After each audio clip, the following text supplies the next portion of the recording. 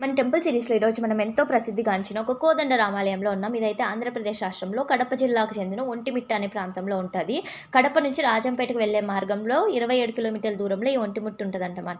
ఇక్కడ మూలమూర్తులొచ్చి కోదండ రాముడు, సీతాదేవి, లక్ష్మణ స్వామి.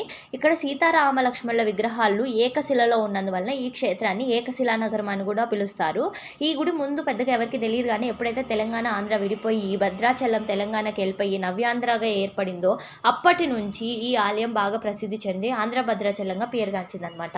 ఆంధ్రప్రదేశ్ ప్రభుత్వం శ్రీరామనవమి రోజున ఈ ఆలయంలో ప్రత్యేక పూజలు, కార్యక్రమాలు నిర్వహిస్తుంది. అట్లాగే స్వామివారికి ప్రభుత్వం తరపున పట్టు వస్త్రాలు, తలంబ్రాలు కూడా సమర్పిస్తారు.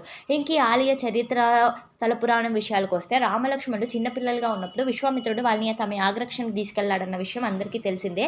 కానీ సీతారామ కళ్యాణం జరిగినాక కూడా అలాంటి ఒక సందర్భం ఏర్పడింది.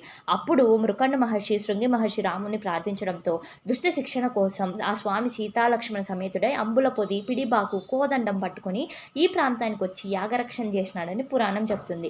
దానికి ప్రతీకగా అక్కడ మహర్షులు సీతారామలక్ష్మణుల విగ్రహాలను ఏకశిలగా చెక్కించి పెట్టారంట. తరువాత జాంబవంతుడు ఆ విగ్రహాలు ప్రాణప్రతిష్ఠ చేసినారని ఒక పురాణ కథ చెప్తుంది. అంతేకాకుండా ఈ దేవాలయంలో శ్రీరామ తీర్థం ఉందంట.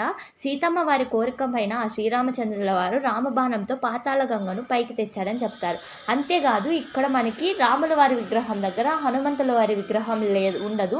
హనుమంతుల వారి విగ్రహం లేకుండా రాముల వారు ఉన్న ఏకైక గుడి ఇదే అనమాట మొత్తం భారతదేశంలో.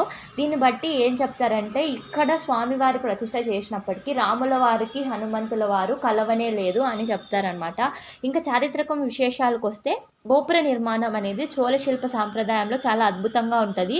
ఒక ఫ్రెంచ్ యాత్రికుడు ట్రావెర్నియర్ 16వ శతాబ్దంలో ఈ రామాలయాన్ని దర్శించి భారతదేశంలోనే పెద్ద గోపురాల్లో రామాలయ గోపురం కూడా ఒకటి అని కీర్తించి చెప్పినాడంట.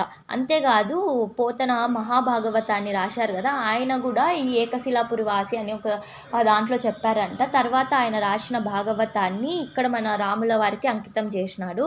ఇంకా ఈ గుడికి చాలా విశాలమైన ఆవరణ ఉంటుంది. అట్లే 3 గోపుర ద్వారాలు ఉంటాయి. ఆలయ ముఖద్వారం ఎత్తు వచ్చి సుమారు 160 అడుగులు ఎత్తుంటుంది. 32 శిలాస్తంభనాలతో రంగమండపం నిర్మించబడింది. ఇంకా ఇక్కడ ఇమాం బేగ్ బావి కూడా చాలా విశేషమైనది. ఇదేంటంటే ఇమాం బేగ్ 1640 సంవత్సరంలో కడపను పరిపాలించిన అబ్దుల్ నబీ ఖాన్ ప్రతినిధి అనమాట. ఒకసారి ఆయన ఆలయానికి వచ్చినప్పుడు భక్తులు మీ దేవుడు పిలిస్తే పలుకుతాడా అని అడగంతో ఆయన ప్రశ్నిస్తే చిత్తశుద్ధితో పిలిస్తే ఖచ్చితంగా మా రాముల వారు పలుకుతాడని జనాలు చెప్పగా ఆయన 3 సార్లు రాముల వారిని పిలిస్తే ఆయన ఓ అని సమాధానం ఇచ్చాడంట. ఇంకా ఆశ్చర్యపోయి రాముల వారికి భక్తుడైపోయి అక్కడ అవసరాలకి ఆయన ఆ బావిని తవ్విస్తే ఆయన పేరు మీద ఇమాం బేగ్ బావి వచ్చిందంట. ఇంత కష్టపడి చెప్పాను. మీకు వీడియో నచ్చినట్లయితే లైక్ చేసి ఛానల్ సబ్స్క్రైబ్ చేసేయండి. ఇంతవరకు ఈ గుడిని విజిట్ చేయండి.